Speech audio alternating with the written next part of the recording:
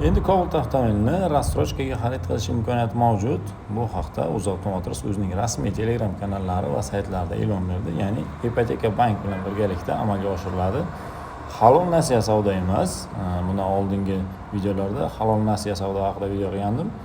Ya'ni ustiga qandaydir qo'shimcha to'lov bo'lardi. Bunda avtomobilning tan narxini bo'lib to'lash asosida xarid qilishingiz mumkin. Hozir video davomida batafsil ma'lumot berib o'taman. Bundan oldin esa videolarimiz uchun foydali bo'lsa, albatta like tugmachasini bosib qo'ying. Va Cobalt olaman deb yurgan tanishlaringiz bo'lsa, videoni ulashib qo'yishni unutmang. Bunday bo'lsa, videomizni boshladik.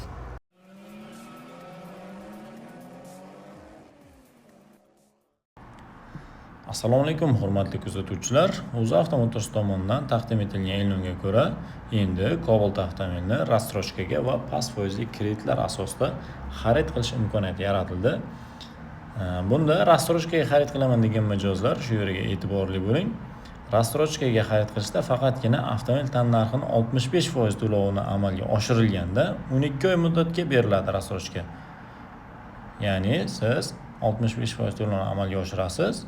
12 oy muddatga hech qanday foiz va qo'shimchalarsiz o'zini pulini bo'lib to'lash asosida xarid qilishingiz mumkin. Masalan, style pozitsiyani xarid qilmoqchisiz, ya'ni 156 millionlik pozitsiyani boshlang'ich 101 million 465 ming so'm to'lovni amalga oshirasiz. 12 oy muddatga oylik to'lovi 4 million 552 ming so'mdan to'g'ri keladi. Agar Midnight MCM pozitsiyani xarid qilaman degan mijozlar uchun 107 million so'm oldindan to'lovni amalga oshirasiz. 12 oy muddatga 4 million 813 ming so'mdan to'g'ri keladi oylik to'lov. Masalan, kredit asosida xarid qilmoqchisiz, ya'ni 156 millionlik pozitsiyani style pozitsiyani xarid qilishda boshlang'ich 40% va 30% grafik tushuntirib beraman. Boshlang'ich siz 40% to'lovni amalga oshirmoqchisiz, ya'ni 62 million 440 ming so'm to'lovni amalga oshirasiz. 60 oy muddatga olsangiz, yillik foiz stavkasi 16,5% dan beriladi, oylik to'lovi 2 million 303 ming so'mdan to'g'ri keladi.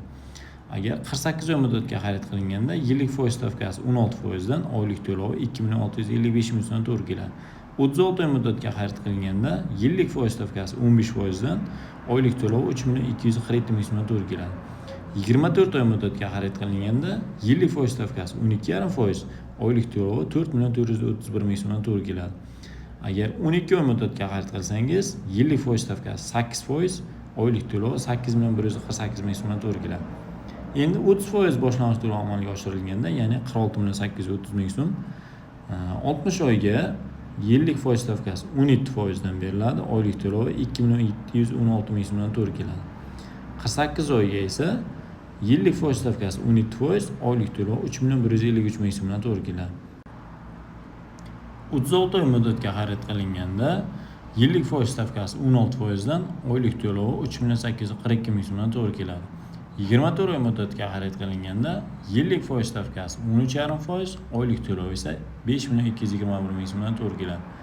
Agar 12 oy muddatga xarid qilinganda, yillik foiz stavkasi 10% dan, oylik to'lovi 9 million 607 ming so'mdan to'g'ri keladi. Hozircha sizlarga yetkazmoqchi bo'lgan xabarlarim shulardan iborat edi. Bizni kuzatishda davom eting. Fikringizni izohlarda yozib qoldiring. Qiziqqan mijozlar bo'lsa, albatta nomerlarni yozib qoldiraman. Bemalol aloqaga chiqib ma'lumot olishingiz mumkin. Hammaga rahmat.